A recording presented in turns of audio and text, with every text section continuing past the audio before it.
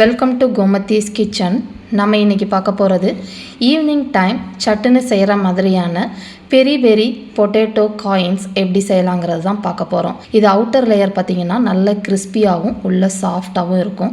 இப்போ எப்படி செய்யலாங்கிறத பார்க்கலாம். கோமதிஸ் கிச்சனை சப்ஸ்கிரைப் பண்ணாதவங்க சப்ஸ்கிரைப் பட்டனை ப்ரெஸ் பண்ணுங்கள். உடனுக்குடனே அப்டேட் பண்ணணும்னா பக்கத்தில் இருக்க பெல் பட்டனை மறக்காமல் ப்ரெஸ் பண்ணிக்கோங்க.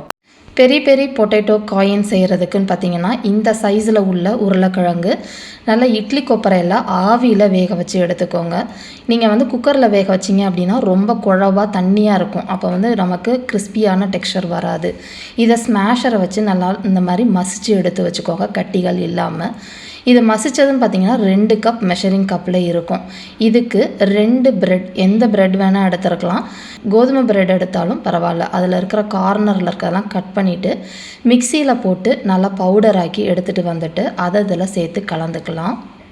கூடவே 1/3 கப் அளவுக்கு கார்ன்ஸ்டார்ச் இல்லாட்டி கார்ன்ஃப்ளவர் இது வேணால் சேர்த்துக்கலாம். ஒரு அரை டீஸ்பூன் அளவுக்கு உப்பு சேர்த்துக்கோங்க. அரை டீஸ்பூன் அளவுக்கு மிளகுத்தூள், 1/4 டீஸ்பூன் அளவுக்கு மிளகாய்த்தூள், தனி மிளகாய்த்தூளாக சேர்த்துக்கோங்க காரத்துக்கு ஏற்ற மாதிரி. போட்டுட்டு இது எல்லாத்தையுமே நல்லா கலந்து கொடுத்துடுங்க. இது பிசைகிறதோட மாவு டெக்ஸ்சர் பார்த்திங்கன்னா நம்ம சப்பாத்தி மாவு கன்சிஸ்டன்சிக்கு இந்த மாதிரி உருட்டி எடுத்து வச்சிடலாம்.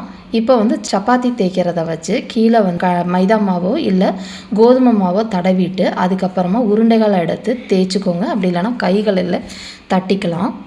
இப்போ குக்கி கட்டர்லேயே சின்ன சைஸ் அப்படி இல்லைன்னா ஏதாவது மூடி சின்னதாக வச்சுருந்தீங்க அப்படின்னா இதே மாதிரி ஷேப்பில் இந்த அளவுக்கு எல்லாத்தையும் கட் பண்ணி எடுத்து வச்சுக்கோங்க. எண்ணெய் நல்லா காஞ்சதுக்கு அப்புறமா நம்ம நார்மலாக வடை பொரிக்கிற மாதிரி தான் எவ்வளோ அளவு வடைச்சட்டி கொள்ளுதோ அதில் போட்டுட்டு மிதமான தீயிலேயே தான் இந்த அளவுக்கு பொன்னிறமாக வறுத்து எடுக்கணும். அதிக தீயில வச்சிங்கன்னா உருளைக்கிழங்குக்கு அதுக்கும் ரொம்ப கருகி வந்துடும், நமக்கு அந்த கிறிஸ்பி டெக்ஸ்சரும் கிடைக்காது. இப்போ இதே மாதிரியே எல்லாத்தையுமே நல்லா பொரித்து எடுத்ததுக்கு அப்புறமா பெரி பெரி மசாலா பவுடர் ரெடி பண்ணிக்கலாம். பெரி பெரி மசாலா பவுடர் பார்த்திங்கன்னா கடைகளில் ரெடிமேடாகவே ஆனியன் பவுடர், கார்லிக் பவுடர்னு கிடைக்கும். அதை நீங்கள் வாங்கிக்கிட்டிங்கன்னா செய்கிறதுக்கு ரொம்ப சௌகரியமாக இருக்கும். அரை டீஸ்பூன் அளவுக்கு பூண்டு பொடி, அரை டீஸ்பூன் அளவுக்கு வெங்காய பொடி, 1/8 டீஸ்பூன் அளவுக்கு சுக்கு பொடி, 1/8 டீஸ்பூன் அளவுக்கு மிளகுத்தூள், அரை டீஸ்பூன் அளவுக்கு தனி மிளகாய்த்தூள் சேர்த்துக்கோங்க, 1/8 டீஸ்பூன் அளவுக்கு உப்பு. இது எல்லாத்தையுமே போட்டுட்டு நல்லா இந்த மாதிரி கலந்துட்டோம் அப்படின்னா பெரி பெரி மசாலா பவுடர் ரெடி ஆகிடுச்சு.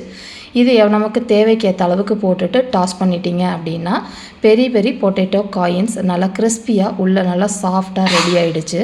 இதை நீங்கள் ஒரு கெச்சப்போட வச்சு சாப்பிட்டோம் அப்படின்னா ரொம்பவே நல்லாயிருக்கும். இதே மாதிரி அளவுகளோடு செஞ்சு பார்த்துட்டு எப்படி இருக்குங்கிறத கமெண்ட் பண்ணுங்கள். வீடியோ பிடிச்சிருந்துச்சுன்னா லைக் பண்ணுங்கள், ஷேர் பண்ணுங்கள். மறக்காமல் சேனலை சப்ஸ்கிரைப் பண்ணி வச்சுக்கோங்க. தேங்க்ஸ் ஃபார் வாட்சிங்.